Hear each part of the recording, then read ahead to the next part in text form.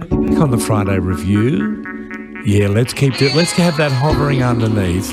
At 17 minutes past 3, we are delighted to welcome into the studio Millie. Millie is, I want to say the world's most famous Kylie impersonator. Kylie, of course, is back in Melbourne, so there is a tribute. There is a homecoming anniversary. It's a huge day at the Camberwell Market this Sunday, October 23. Millie, welcome to the Friday Revue. Thank you for having me. Thank you. Am I right in suggesting that perhaps you are the world's most famous Kylie impersonator? I started off, I was the original one. A few have followed since I started over 30 years ago. But yes, I'm the first one and the original, and I am the best, I say. Of course you are. And so being the first, when did that kick off? After Locomotion, or as soon as you saw those curls at the window in Neighbours? After Locomotion, yes. So it was an idea that a friend of mine, Peter Alexander, Pajama King, put together. Yes. So we went to a gay nightclub every Sunday night called Seventh Heaven at the top of Swanson Street, and they had a little glass area, which those days was called a cocktail bar. And they used to do little drag shows in there every Sunday night. So, everyone was doing Shirley Bassey and Dolly Parton and all that stuff. And he said, you should do something a bit more current, a bit more modern. So you should do Kylie. And I went, okay. So came out the little black dress and the little black headband. And I think she did a commercial for Coca-Cola at the time. So, yes. So that was the look for a second. And then it just took over from there, basically. It's incredible. Yeah. I mean, that's sitting concurrent with her career in a way, yes. Where you sort of are reflecting that. But that exists in its own right as well. Well, we both had our haters at the time. So, she was getting all this bad sort of press saying she'll never make it, she's not talented, she's just a singing budgie, so to speak. And I had sort of my sort of haters as well, so I took my inspiration from her. So by taking note of her strength and her beliefs in herself made me stronger and made me believe in myself. So we powered together, basically. And had you always had a fascination with singing? Did you used to go to this bar and do the Shirley Bassey and the Dolly Parton? Well, no, it's all miming. So, sort of like drag shows, sort of caper, and so I've always wanted to be a pop star but can't sing, so a lot of them can't sing anyway really, but Kylie can. Yes. It's just one of the things that she had to for a long time push against. So you start your drag show as Millie Minogue. When do you first meet Kylie?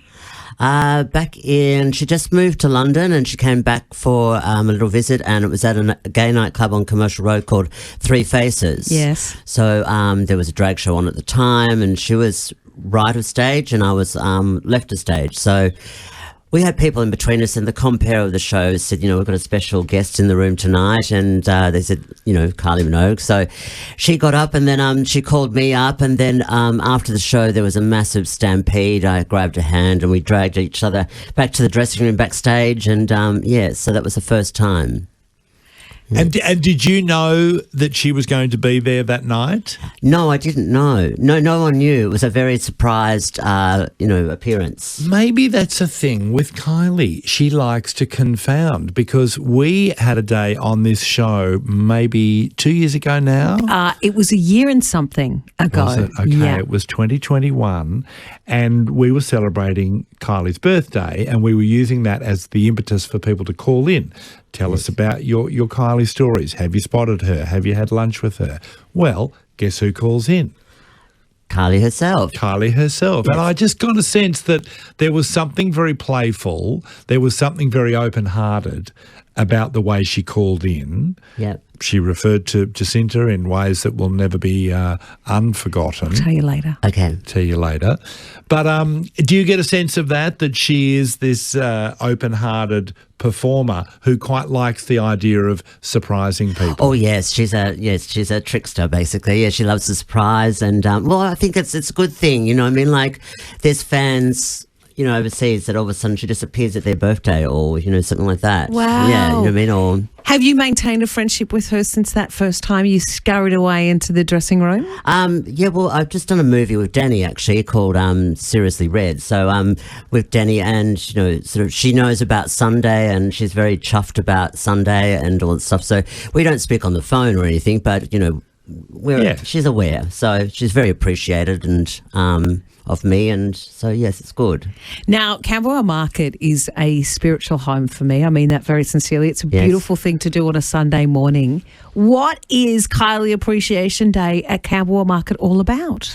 Well, it's Camberwell Market as it is, and the Camberwell Traders Association just thought it'd be a good thing to just put on a little sort of welcome home, Kylie, back to your home roots, basically, to Camberwell, and just throw a little bit of nonsense in the mix with the Camberwell Market. Yes, correct. Yes. What will be happening, Millie? Well, there's going to be a little stage. There's going to be a show for myself, a performance, and there's a few other girls as well that are going to be doing Kylie shows. There's going to be best competition for Kylie outfit, so people come in your best Kylie outfit, quickly muster something together. Yes, prizes will be offered. Yes, there's Kylie trivia competition.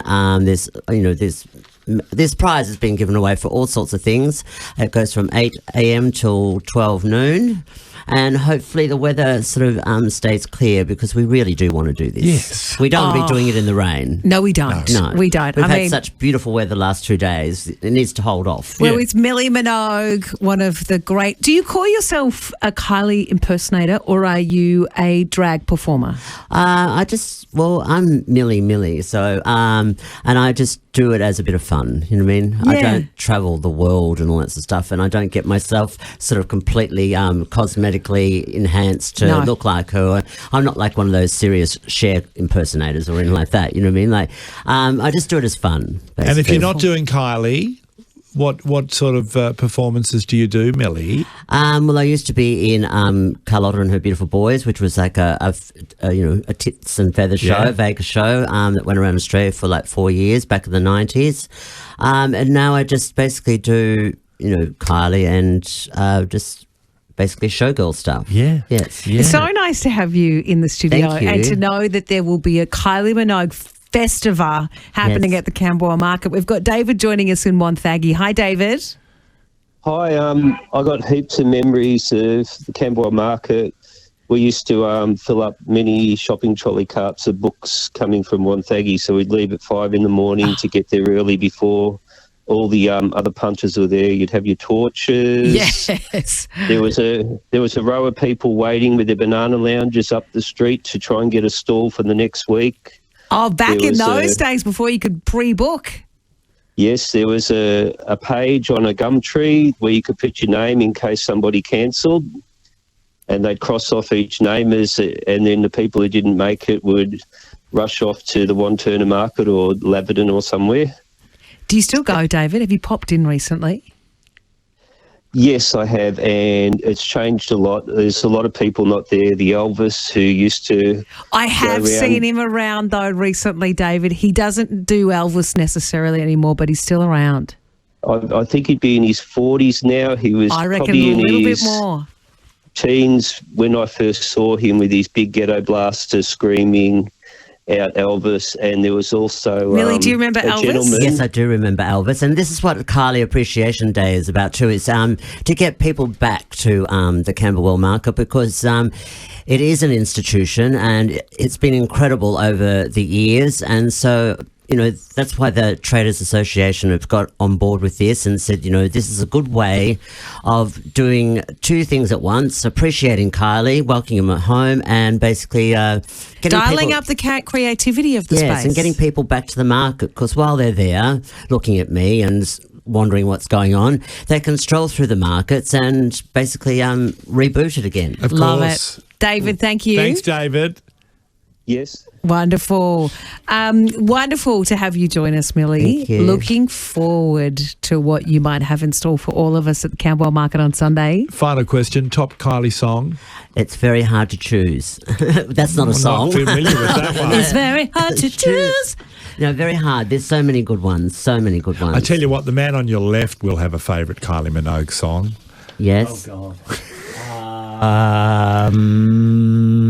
Should be so. The one with Nick Cave. Oh, yes. Sorry, but that's my Wild favourite. Roses. Sorry. The Wild Wild Roses. Roses. That's The my Wild favourite. Roses. Do you do that But one, she Millie? performed that one. No, I don't. No, it's a bit hard. It's Yeah. a bit sort of dark for me. Yeah, so yeah. I It like is it- right. I like it up and bopping. That's why I like it, because it's dark. It's dark. Sorry, Kylie's a bit too happy and exuberant. I like my music a bit more melancholy. I'm sorry. Okay, that's right.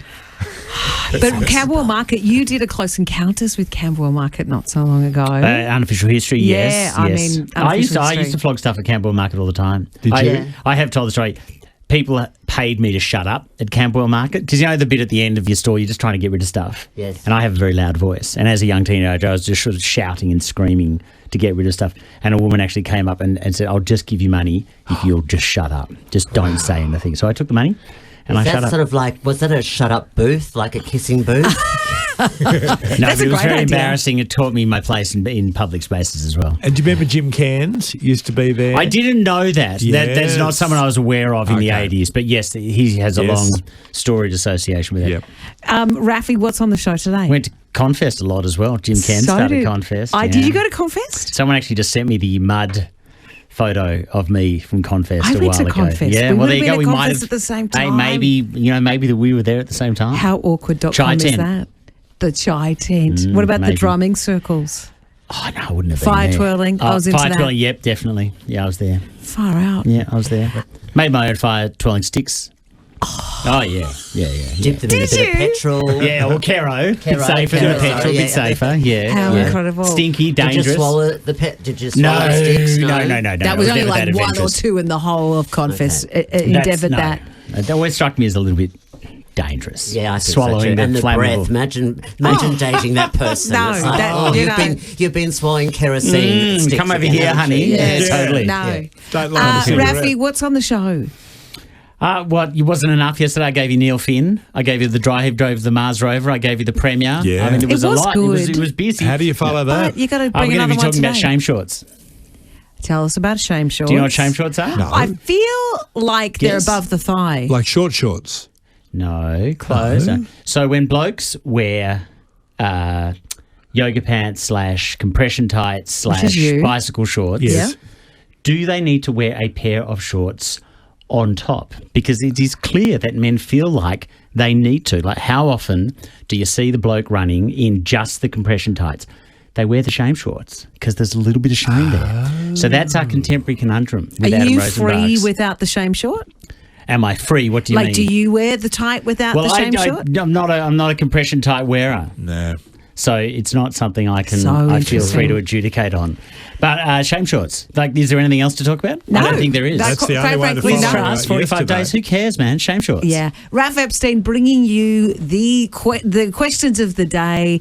We'll see you next week. Millie, good luck on Sunday Thank with the you. Camberwell Thank you, Market. Millie. And right now, news headlines with Melissa Polomini. And Brian, we'll see you next Friday. Yeah, absolutely. Brush your hair. Yes, I will. I'll brush my teeth. We'll see you then, 3:30.